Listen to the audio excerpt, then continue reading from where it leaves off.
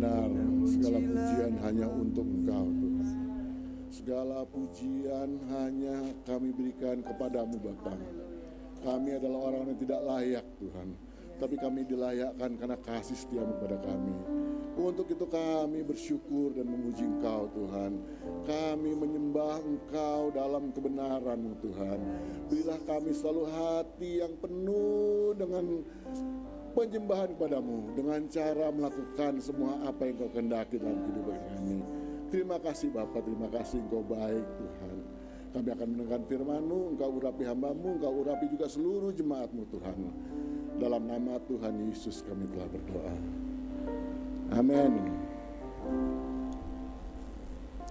Shalom Bapak Ibu yang terkasih dalam Tuhan, juga yang mengikuti ibadah ini lewat live streaming. Pagi-pagi yang sangat indah, berada bersama dengan Bapak Ibu sekalian di jemaat jam 6 pagi. Kita baru saja merayakan kenaikan Tuhan Yesus ke surga. Hari Kamis yang lalu, Pak Dirman yang telah menyampaikan firman Tuhan yang penuh kuasa telah membangkitkan kami untuk bersemangat. Karena kenaikan Yesus ke surga itu membawa dampak bagi kami semua, karena kami beroleh Roh Kudus dengan kenaikan Yesus ke surga.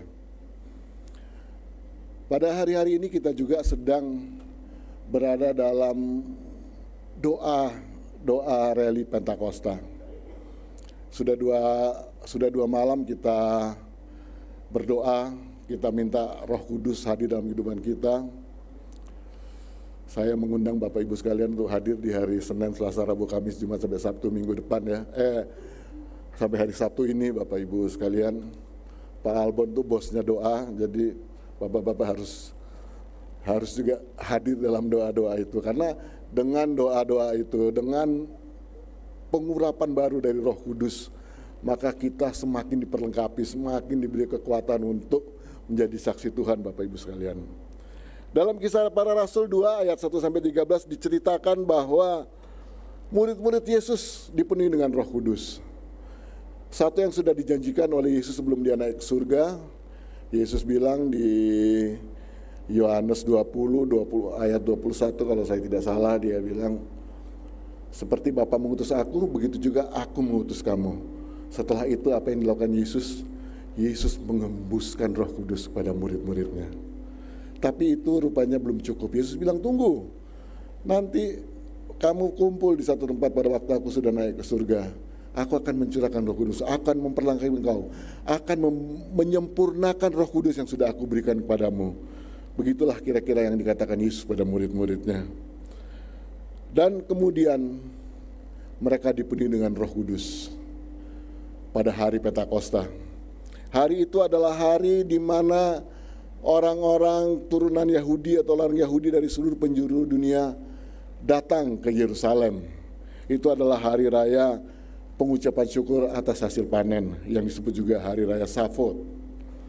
Alkitab mengatakan bahwa di Yerusalem diam orang-orang Yahudi yang saleh dari seluruh bangsa di kolong langit. Kisah Para Rasul 2 ayat 5. Jadi kita bisa membayangkan begitu banyak orang-orang Yahudi perantauan yang sedang berada di kota Yerusalem. Ada dari Partia, dari Elam, Mesopotamia, dari Kapadokia, dari Mesir, dari Libya, dari Kirene, dan dari banyak tempat lagi yang ada di dunia pada saat itu. Sebanyak orang yang datang di Yerusalem, sebanyak itu juga ragam bahasa mereka, karena mereka berbicara dalam bahasa ibunya. Orang Yahudi Mesir berbicara dalam Mesir, orang Yahudi Libya berbicara dalam bahasa Libya. Dan kemudian mereka datang ke situ. Tiba-tiba mereka mendengar para murid Yesus, orang-orang dari Galilea, orang-orang yang sedikit dipandang rendah oleh orang-orang Yudea. Mereka dianggap kurang berpendidikan, bisanya cuma bahasa Aram atau bahasa Ibrani dialek utara sana. Tiba-tiba mereka semua berbicara dalam bahasa-bahasa yang dimengerti oleh para orang-orang yang sedang berkumpul di kota Yerusalem. Itu adalah satu mujizat yang luar biasa Bapak Ibu sekalian. Jadi kehadiran Roh Kudus, curahan Roh Kudus adalah satu mujizat dalam kehidupan manusia, termasuk pada kita, Bapak Ibu sekalian. Orang-orang yang sedang berkumpul di Yerusalem mendapat berkat karena apa yang diutarakan oleh orang-orang Galilea ini, bahasa yang orang-orang Galilea ini tidak mengerti. 120 orang berkumpul dan mereka berbicara dalam bahasa-bahasa yang kemudian dimengerti orang lain. Yang dinubuatkan, yang sedang dibicarakan oleh orang-orang Galilea itu adalah tentang kebesaran Tuhan, tentang kemuliaan Allah, tentang apa yang telah Allah lakukan kepada manusia. Itulah yang kemudian memberkati orang-orang yang hadir di kota Yerusalem ketika itu. Lalu setelah peristiwa itu, Petrus kemudian berkhotbah kepada kerumunan orang-orang yang ada di kota Yerusalem itu.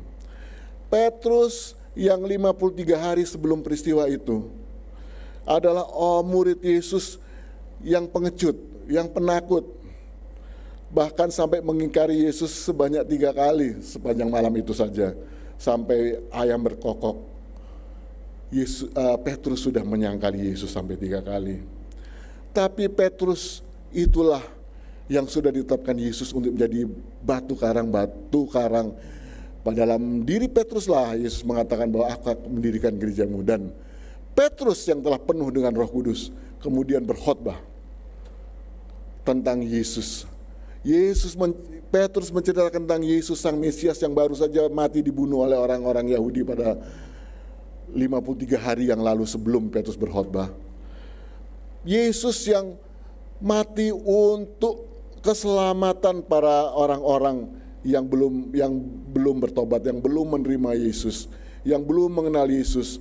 Tapi Yesus juga yang bangkit supaya orang-orang memperoleh kehidupan yang kekal.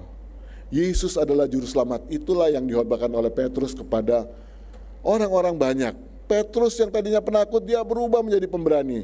Dia berubah menjadi seorang pribadi yang penuh dengan kuasa karena Roh Kudus mengurapi dia. Petrus mendapat baptisan dari Roh Kudus di hari Pentakosta itu. Dan hasilnya luar biasa, Bapak Ibu sekalian. 3.000 orang bertobat dan dibaptis karena menerima Yesus sebagai juru selamat. Dan para petobat-petobat inilah yang kemudian menjadi jemaat mula-mula, jemaat perdana lewat pelayanan para rasul Kristus. Jemaat inilah jemaat yang penuh dengan Roh Kudus.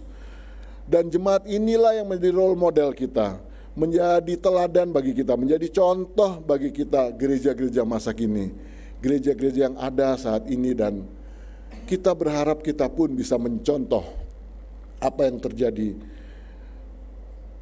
bagi dalam kehidupan jemaat mula-mula ini. Mari kita membaca dalam Kisah Para Rasul 2 ayat 42 sampai 47. Ayat yang pasti kita sangat tahu dan sangat paham, tapi kita akan refresh kembali, mengingat kembali ayat-ayat itu. Mereka bertekun dalam pengajaran rasul-rasul dan dalam persekutuan, dan mereka selalu berkumpul untuk memecahkan roti dan berdoa. Maka ketakutanlah mereka semua, sedang rasul-rasul itu mengadakan banyak mujizat dan tanda. Dan semua orang yang telah menjadi percaya tetap bersatu. Dan segala kepunyaan mereka adalah kepunyaan bersama. Dan selalu ada dari mereka yang menjual harta miliknya, lalu membagi-bagikannya kepada semua orang sesuai dengan keperluan masing-masing. Dengan bertekun dan dengan sehati, mereka berkumpul tiap-tiap hari dalam bait Allah. Mereka memecahkan roti di rumah masing-masing secara bergilir dan makan bersama-sama dengan gembira dan dengan tulus hati, sambil memuji Allah, dan mereka disukai semua orang.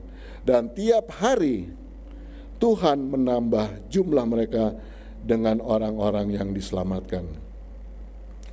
Tanda-tanda jemaat yang dipenuhi dengan Roh Kudus adalah, yang pertama, tekun belajar firman Tuhan. Mereka bertekun dalam pengajaran para rasul. Bertekun berarti berdedikasi, konsisten, karena bertekun itu adalah suatu kegiatan yang butuh waktu yang panjang, ada durasi yang panjang Bapak Ibu sekalian. Bertekun juga berarti fokus. Artinya jemaat perdana, jemaat yang penuh dengan Roh Kudus ini menundukkan diri di bawah bimbingan para rasul. Mereka menempatkan diri sebagai murid yang belajar dengan tekun, dengan sungguh-sungguh dalam pengajaran para rasul.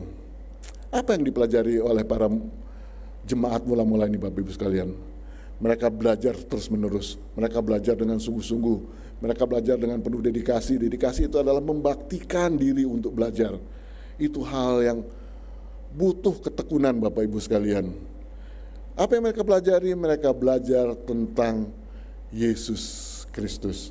Mereka belajar tentang apa yang telah dilakukan Yesus ketika Yesus berkarya dalam dunia. Mereka juga belajar hubungan antara nubuatan di kitab-kitab perjanjian lama dengan pengenapannya waktu Yesus datang ke dunia. Itulah yang mereka belajar dari para rasul. Para rasul adalah orang-orang yang langsung belajar selama waktu yang panjang, 3 tahun lebih bersama dengan Yesus. Dan mereka sangat-sangat beruntung punya guru seperti para rasul itu. Dan karena ketekunan mereka menerima didikan Bapak Ibu sekalian, maka jemaat mula-mula ini hidup dan berakar dalam firman Tuhan, bertumbuh secara rohani dan diperlengkapi dan merasakan pengalaman-pengalaman bersama dengan Tuhan, hidup dalam kehendak Tuhan dan mengaplikasikannya dalam kehidupan dengan sesamanya. Jemaat perdana atau jemaat mula-mula belum punya Alkitab Bapak Ibu sekalian. Mereka belum punya Alkitab perjanjian baru. Mereka hanya dapat mengerti tentang Yesus melalui ajaran dari para murid-murid Yesus atau para rasul itu. Dan untuk mengerti mereka harus fokus. Mereka harus penuh konsentrasi dan juga harus punya kemampuan untuk mencatat apa yang diajarkan oleh para rasul. Karena pada waktu itu belum kayak kita sekarang ya Bapak Ibu sekalian. Waktu itu belum canggih. Kertas pun kayaknya hampir belum ada. Mereka mencatat di papirus atau di perkamen. Kalau kita ingat kata Rasul Paulus, tolong bawa perkamen itu. Nggak mudah, itu hanya orang-orang yang berpendidikan yang bisa melakukan itu. Tapi para jemaat mula-mula dengan sungguh-sungguh meletakkan diri pada pengajaran firman dari para rasul. Bagaimana dengan kita Bapak Ibu sekalian? Kita sudah memiliki Alkitab. Kita bahkan bisa mendownload Alkitab di HP kita. Kita bisa mendownload terjemahan baru, firman Allah yang hidup, bahasa Indonesia masa kini, bahasa Indonesia sehari-hari. Semua kita bisa lakukan. Kalau kita ingin menghayati firman Tuhan lewat bahasa daerah kita masing-masing pun sekarang sudah ada. Kita punya fasilitas yang luar biasa untuk belajar tentang firman Tuhan. Kita juga punya mentor-mentor yang hebat di gereja kita. Di sini ada Pak Dirman. Pak Dirman seorang dokter loh Bapak Ibu sekalian. Jangan main-main.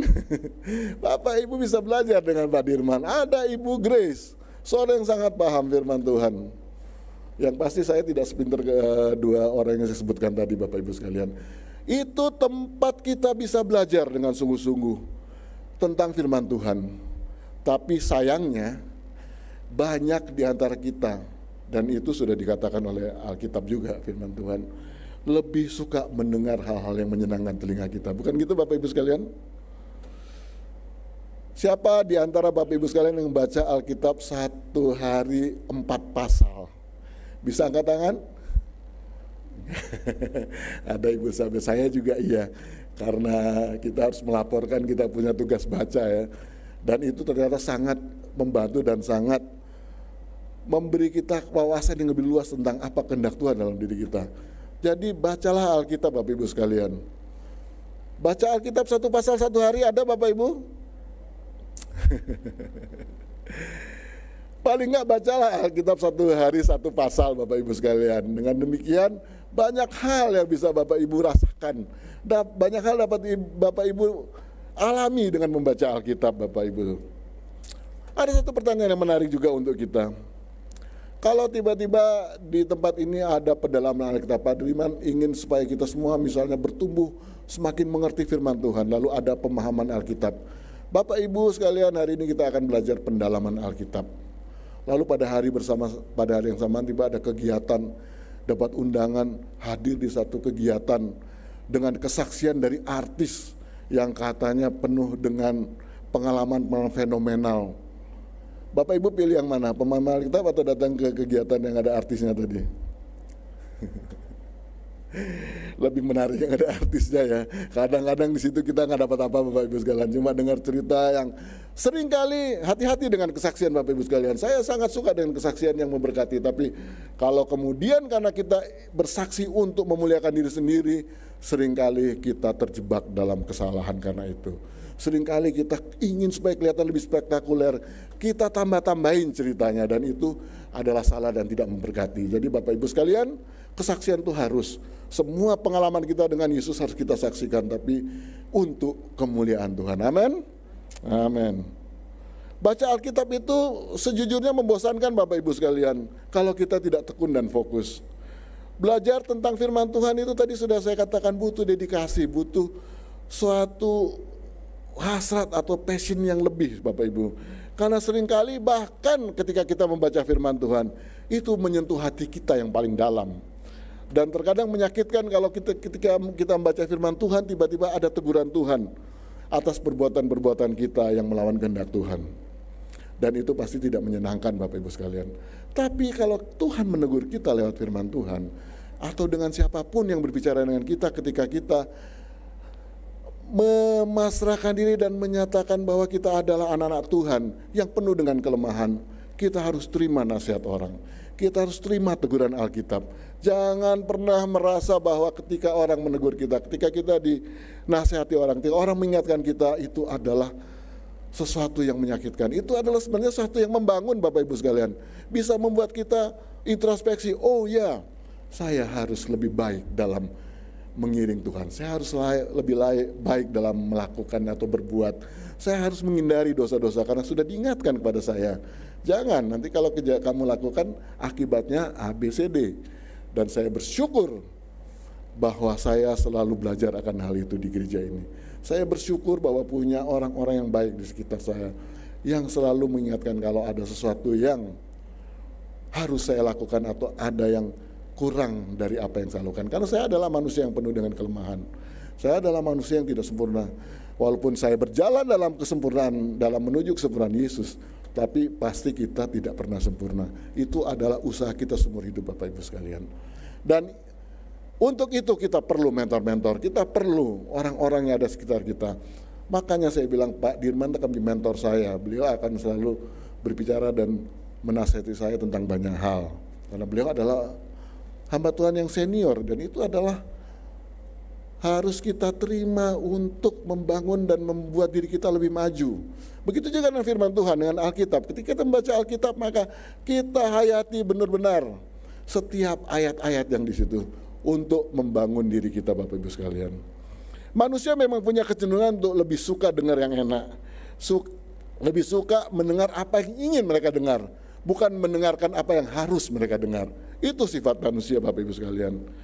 Itu sebabnya dalam terjemahan bahasa Inggris dikatakan they devoted themselves to the apostles' teaching. Artinya mereka memberi diri, mereka membaktikan dirinya.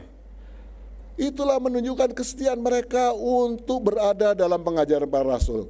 Itu tidak mudah Bapak Ibu sekalian. Di situ mereka belajar terus-menerus, ditempa, ditegur, dibangun segala macam yang membuat mereka semakin kokoh sebagai suatu jemaat, sebagai komunitas jemaat. Membaktikan diri dengan penuh kesetiaan kepada pengajaran firman Tuhan harus kita lakukan walaupun itu sering menemplak diri kita. Amin Bapak Ibu.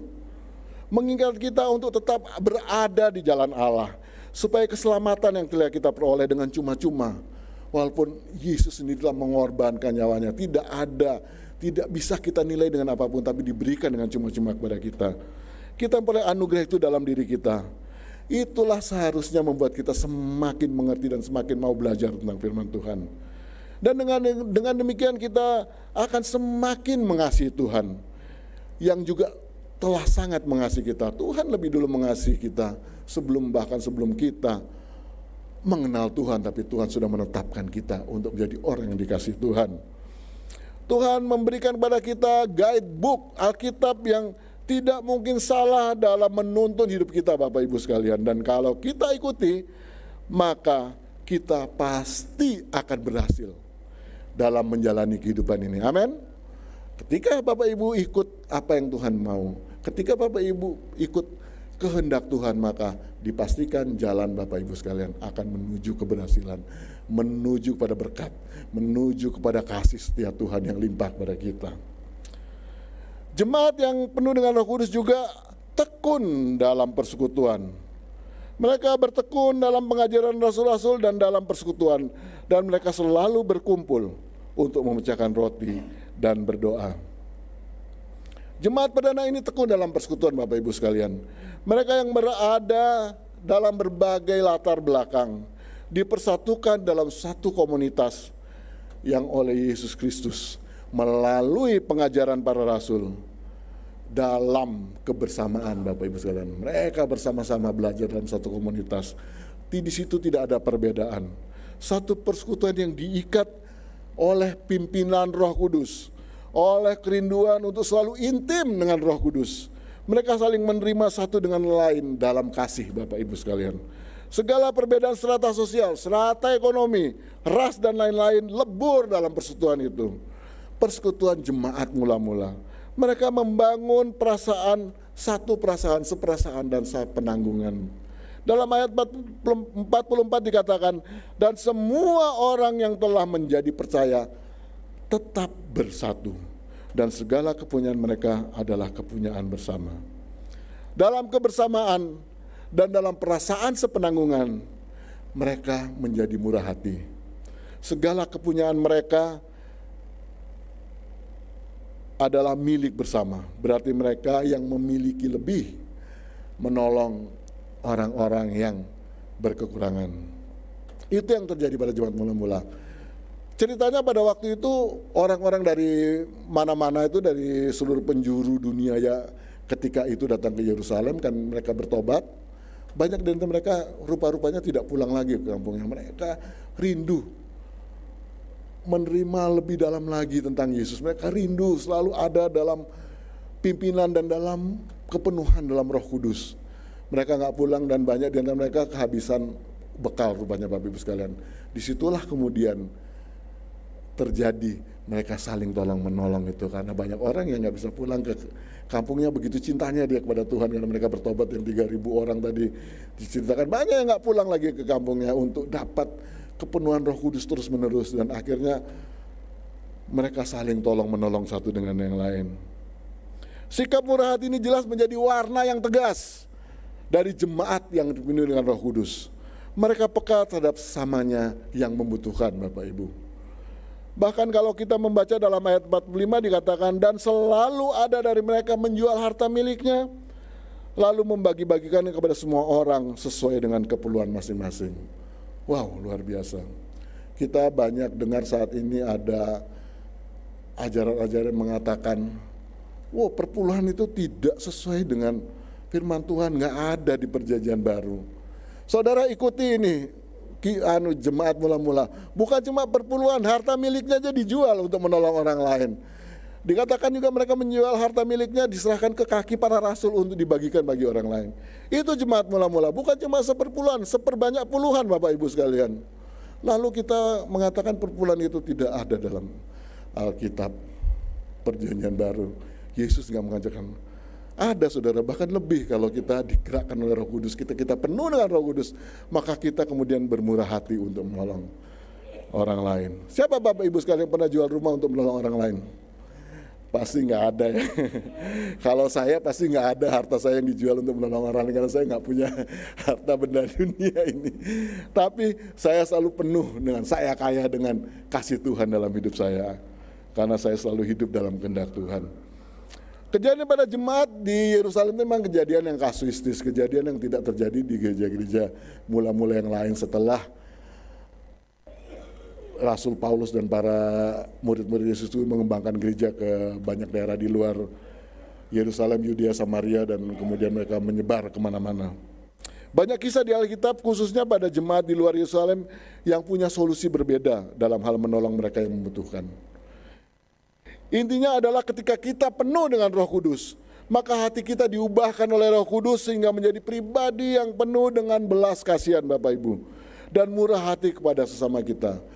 Jadi kalau saudara, Bapak Ibu sekalian penuh dengan Roh Kudus, tapi tidak mau menolong orang lain, tidak peka terhadap orang lain, saudara harus datang lagi minta Roh Kudus mencurahkan dan mengingatkan kita bahwa itulah hakikat dari orang-orang yang penuh dengan Roh Kudus.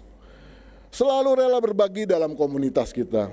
Inilah persekutuan yang dibangun dengan persahabatan, dengan partnership, dengan perasaan senasib, dengan hubungan yang membangun dan saling menguatkan, dengan rasa persaudaraan, serta selalu ada berkumpul bersama-sama untuk memuliakan Tuhan.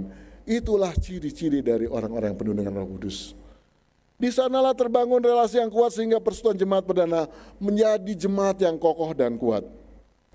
Dalam kebersamaan itulah mereka membangun persaudaraan yang erat Bapak Ibu. Mereka memecahkan roti di rumah masing-masing secara bergilir dan makan bersama dengan gembira dengan tulus hati sambil memuji Tuhan. Mereka selalu menyempatkan diri untuk berfellowship Bapak Ibu. Mereka menjalin hubungan yang kuat dengan sesama mereka, dengan orang-orang seiman. Mereka sering mengadakan makan bersama secara bergiliran. Itu ciri-ciri jemaat mula-mula, dan itu ada nampak di jemaat jam 6 pagi. Karena saya pernah diundang fellowship sama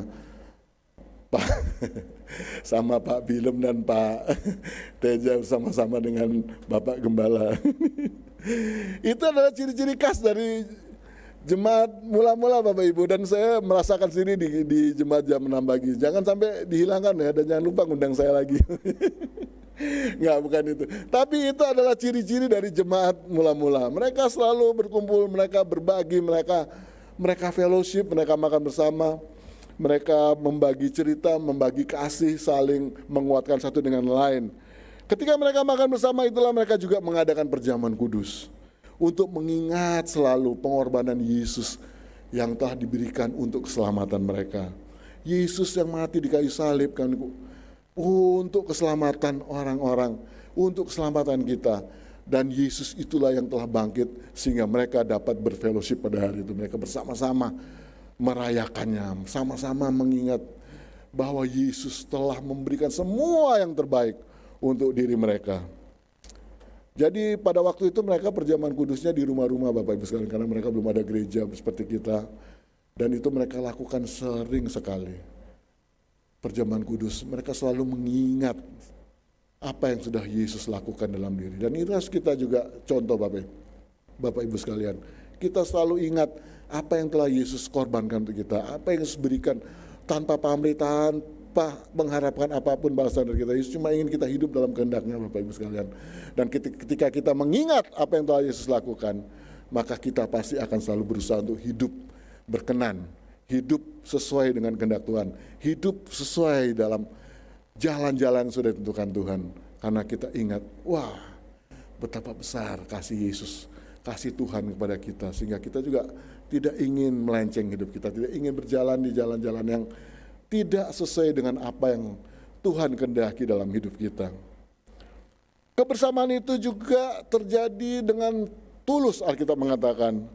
Mereka melakukannya dengan penuh sukacita, karena ketika kita berkumpul, ketika kita berada dalam kesehatian, maka selalu ada sukacita dalam perkumpulan itu. Itu sebabnya kalau kita fellowship, selalu kita bercanda, kita membangun satu dengan lain dengan cara-cara humor dan sebagainya. Itu membangun iman Bapak Ibu sekalian dengan cara yang sederhana. Dan itu hanya bisa dilakukan kalau kita ada ketulusan hati. Kalau kita ada sukacita dalam diri kita, maka kita bisa melakukan itu dengan sungguh-sungguh, dan orang merasakan apa yang terjadi, apa yang sudah kita tularkan dalam kehidupan kita yang penuh dengan sukacita, karena kita adalah orang-orang yang penuh dengan Roh Kudus. Sebagian dari mereka adalah orang-orang sederhana Bapak Ibu sekalian. Kalau kita membaca kisah para rasul dan surat kiriman Paulus ke jemaat-jemaat binaannya, kita akan punya gambaran tentang betapa miskinnya jemaat di Yerusalem secara jasmani. Itu sebabnya Paulus seringkali menggalang dana dari gereja-gereja binanya untuk membantu jemaat di Yerusalem. Tapi keadaan mereka dalam segala kesederhanaannya tidak menghalangi jemaat di Yerusalem saling tolong menolong dan hidup dalam sukacita. Amin Bapak Ibu. Kita bersyukur kita nggak sesusah mereka. Ketika mereka mengikuti Yesus, maka mereka mulai hadir kesusahan dalam hidup mereka. Mereka mulai dikejar-kejar oleh para imam-imam dan pengikutnya. Mereka mengalami banyak kesulitan sampai pada satu ketika mereka harus menyelamatkan diri ke tempat-tempat lain sampai di Antioquia. Dan Alkitab mengatakan kemanapun mereka pergi, walaupun mereka menyelamatkan diri dari kejaran para imam-imam dan pengikutnya, para penganut Yahudi itu, dikatakan dimanapun mereka pergi, mereka memberitakan Injil, Bapak Ibu sekalian. Dan Alkitab mengatakan di Antioquia lah pertama kali jemaat itu disebut Kristen. Kenapa? Karena mereka selalu punya hasrat yang kuat untuk menceritakan tentang Tuhan Yesus. Mereka punya hasrat yang kuat untuk menyatakan segala kebaikan Yesus. Sehingga apapun yang mereka alami, segala penderitaan mereka tidak mampu menjauhkan mereka dari kasih Yesus. Seperti kata Rasul Paulus juga. Amin Bapak Ibu. Bagaimana dengan kita? Saya yakin Bapak Ibu sekalian ada dalam suasana yang selalu penuh dengan sukacita. Saya yakin bahwa kita semua penuh dengan Roh Kudus. Bisa dilihat daripada pagi hari ini wajahnya cerah-cerah semua, penuh dengan kegembiraan, penuh dengan hasrat untuk beribadah kepada Tuhan. Walaupun mungkin kita juga sebagai manusia ada dalam masalah, kita ada dalam pencobaan, mungkin kita ada dalam sakit penyakit. Tetapi semua kesulitan yang kita hadapi tidak boleh menghalangi kita hidup dalam kasih Tuhan Bapak Ibu. Juga tidak boleh menghalangi kita untuk mengasihi sesama. Dan tidak boleh juga menghalangi kita untuk bersukacita karena Roh Kudus akan selalu bersama-sama dengan kita untuk memimpin kita melewati semua pengalaman-pengalaman hidup kita. Jemaat perdana juga adalah jemaat yang tekun dalam ibadah dan doa. Mereka selalu berkumpul untuk memecahkan roti dan berdoa. Ayat 42, ayat 45, dengan bertekun dan dengan sehati mereka berkumpul tiap-tiap hari dalam bait Allah.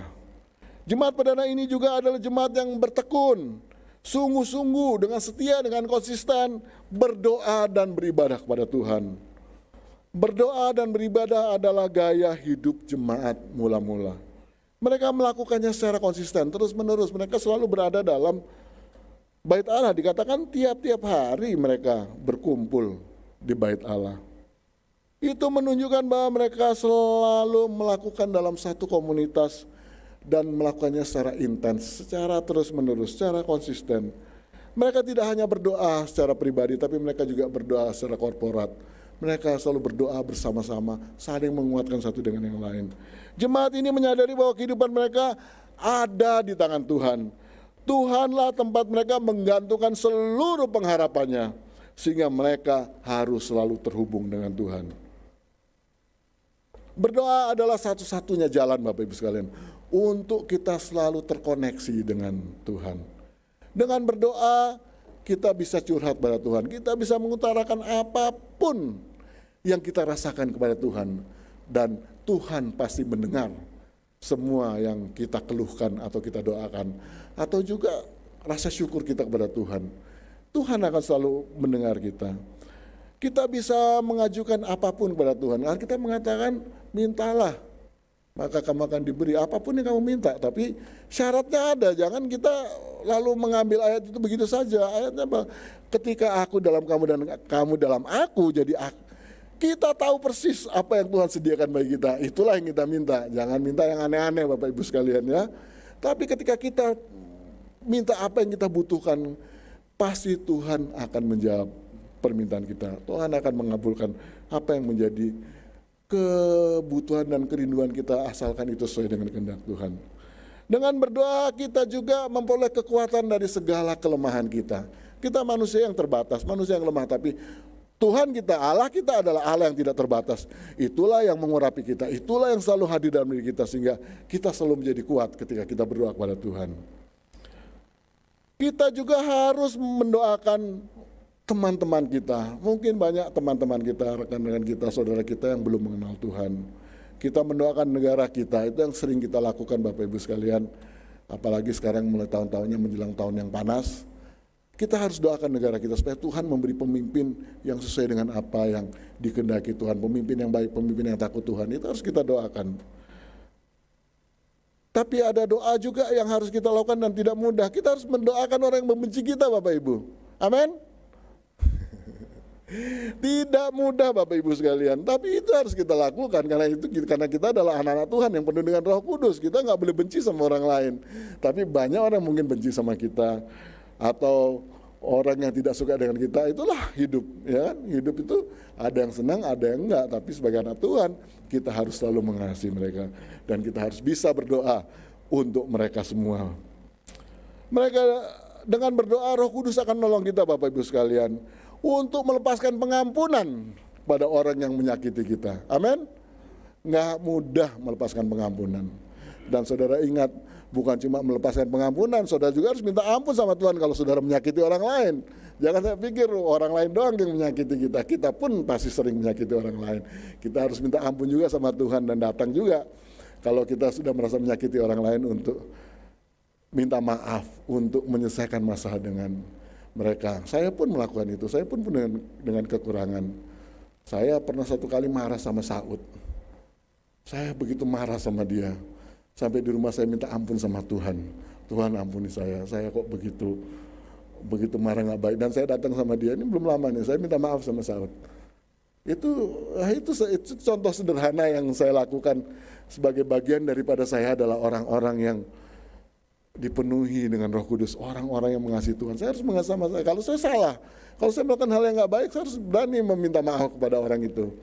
Nah itu harus Bapak Ibu sekalian. Dan ketika kita melakukan itu pasti kita punya kelegaan. Kita ada rasa sukacita karena kita telah berhasil memaafkan orang lain. Dan kita juga bisa minta maaf kalau kita salah. Sebab memaafkan orang itu adalah hal yang sulit. Sesulit kita minta maaf juga kalau kita salah. Tapi anak Tuhan tidak boleh seperti itu. Harus berani mengakui kekurangannya, harus berani menyatakan kalau dirinya salah. Maka kita harus juga mau meminta maaf dan minta ampun sama Tuhan. Ketika kita berdoa, kita sama-sama dalam sehati, dalam ibadah, saling mendoakan satu sama lain, saling menguatkan, saling mendukung, maka disitulah kasih Tuhan. Melalui penyertaan Roh Kudus akan nampak dengan nyata karena kita saling mengasihi satu dengan yang lain. Itu adalah satu yang bisa dilihat dalam kehidupan orang-orang yang penuh Roh Kudus. Mereka adalah penuh dengan kasih Bapak Ibu sekalian. Kalau kita hidup tidak jauh dari kasih, kita tidak jauh sekali dari rasa mengasihi atau bahkan merasa bahwa kita tidak dikasihi, datanglah pada Tuhan, mintalah Roh Kudus mengurapi kita. Maka Tuhan akan mengubah kita menjadi orang-orang yang pahit, orang-orang yang merasa hidup penuh dengan kecewaan akan menjadi orang-orang yang penuh kasih. Karena kasih Kristuslah yang ada dalam diri kita. Yesus hadir di dalam diri kita melalui Roh Kudus Bapak Ibu sekalian. Dan itulah yang terjadi dengan jemaat mula-mula. Mereka hidup secara harmonis dan saling mengasihi. Karena itulah mereka kuat. Mereka selalu dapat bertahan melalui segala kesukaran yang mereka hadapi, karena mereka memiliki komunitas yang kuat dan sehat, komunitas yang baik, komunitas yang saling menguatkan dan saling mengasihi satu dengan yang lain. Inilah akibat dari gaya hidup jemaat mula-mula di Yerusalem setelah hari Pentakosta. Jemaat yang penuh dengan Roh Kudus. Gaya hidup mereka mempengaruhi orang-orang lain di sekitarnya. Masyarakat di sekitar mereka melihat sesuatu yang berbeda dalam diri orang-orang ini, orang-orang yang telah dipenuhi dengan Roh Kudus. Hidup mereka sungguh-sungguh memberkati orang lain. Mereka murah hati, suka menolong sesama, selalu menunjukkan sikap yang positif dalam menanggapi apa yang terjadi. Dikatakan mereka penuh sukacita, selalu gembira dan tulus hatinya. Dan akibatnya mereka disukai semua orang. Kalau kita penuh dengan Roh Kudus dan kita mengaplikasikannya dalam kehidupan kita, kita menunjukkan dalam perilaku kita, maka salah satu hal yang terjadi adalah kita akan disukai semua orang. Bukan karena kita bersikap berlebihan, tapi karena orang melihat Tuhan dalam diri kita. Karena apa yang kita lakukan semua memancarkan kasih Tuhan. Semua yang kita lakukan adalah ketulusan yang datang dari diri kita yang penuh dengan Roh Kudus dan Tuhan hadir dalam diri kita. Mereka disukai bukan hanya dalam komunitasnya Bapak Ibu, tapi mereka juga disukai di luar komunitas mereka. Karena apa Bapak Ibu? Karena jemaat mula-mula atau jemaat perdana ini menyatakan kasihnya kepada semua orang. Mereka tidak hanya mengasihi kelompoknya saja. Mereka sungguh-sungguh mempraktekkan ajaran Yesus Kristus tentang kasih. Itulah sebabnya mereka disukai semua orang. Melalui kehidupan mereka itulah maka Alkitab mengatakan ada saja orang yang diselamatkan dan menerima Yesus sebagai juru selamat. Dan tiap-tiap hari Tuhan menambahkan jumlah mereka dengan orang-orang yang diselamatkan. Karena kehidupan spiritual jemaat mula-mula ini, jemaat perdana ini dengan jelas mampu menunjukkan, mengejawantahkan hubungan dengan Tuhan terhadap hubungan dengan sesama manusia Bapak Ibu. Inilah yang membawa orang-orang terpesona, orang-orang terkagum-kagum dengan kehidupan orang-orang Kristen pada waktu itu. Sehingga mereka bertanya, ada apa dengan mereka? Kenapa mereka begitu luar biasa? Dan kemudian mereka lihat, oh ternyata ada Yesus di dalam diri mereka. Dan itulah membuat orang-orang berasat untuk mencari tahu. Dan kemudian mereka bertobat. Alkitab menambahkan setiap hari nambah saja para pengikut Yesus waktu itu. Dan orang-orang yang mengikuti Yesus, orang-orang yang bertobat itu merela menyerahkan diri kepada Tuhan. Karena kehidupan jemaat mula-mula ini telah menunjukkan, memancarkan kasih Kristus dalam diri mereka. Saudaraku yang terkasih dalam Tuhan Yesus Kristus, ketika kita memiliki hasrat yang sama dengan jemaat perdana ini, yaitu ketika kita tekun dalam pengajaran firman Tuhan, ketika kita tekun beribadah dan tekun berdoa, setelah selalu hidup dalam persekutuan yang dilandasi kasih Kristus, menjalin kebersamaan secara setara tanpa memandang status, karena di dalam Kristus kita adalah sama-sama anak-anak Tuhan yang hidup dalam kasih karunia Tuhan. Kita hidup dalam ketulusan hati, kita hidup dalam perasaan sehati dan penuh dengan sukacita, serta mewujudkannya dalam hubungan kita dengan sesama manusia kita, maka kita akan melihat orang-orang akan diselamatkan melalui kehidupan kita. Kehidupan kita jemaat GSJ CWS Gedung Kenanga, ibadah jam 6 pagi, akan memancarkan kasih Tuhan dan orang-orang akan melihatnya Bapak Ibu. Amin. Amin. Allah tidak mengirimkan malaikat untuk berkhotbah kemana-mana, untuk memberitakan Injil atau untuk menunjukkan kasih Tuhan dalam kehidupan sehari-hari. Tapi Allah bekerja melalui kita Bapak Ibu sekalian, melalui anak-anaknya, orang-orang yang dipenuhi dengan Roh Kudus, orang-orang yang menyatakan menerima Yesus sebagai juru selamatnya, melalui kehidupan kita Bapak Ibu. Karena ketahuilah bahwa kehidupan kita diamati oleh dunia ini. Bapak Ibu sekalian, dalam tempat-tempat yang lain, hari ini orang bisa bercerai masuk berita, besok dia bisa berkhotbah, nggak ada masalah ya kan? Di keyakinan yang lain, hari ini digosipkan punya istri lagi, besok ceramah agama, tidak ada yang peduli, nggak apa-apa. Tapi kalau orang Kristen Bapak Ibu sekalian, apalagi orang karismatik, saudara ngerokok aja diomongin orang, ya kan? Orang itu sudah bertobat ya Kristen masih merokok. Itulah hidup kita yang disoroti. Karena apa? Karena standar hidup orang Kristen, standar hidup Yesus Kristus ada di atas rata-rata semua orang. Itu standar yang ditetapkan oleh Yesus dan kita semua adalah orang-orang yang seperti itu. Standar kita sangat tinggi Bapak Ibu sekalian. Jadi kita begitu dilihat orang, itu sebabnya banyak orang bilang, orang Kristen kok gitu. Padahal kita hanya melakukan hal-hal yang mungkin kalau orang lain lakukan nggak apa-apa, tapi begitu orang Kristen lakukan jadi sorotan dunia. Karena apa? Karena Yesus memberi standar yang tinggi bagi orang-orang yang mengikuti dia. Amin. Yesus mengatakan bahwa kita adalah garam dan terang. Kalau garam itu asin pasti dibuang orang.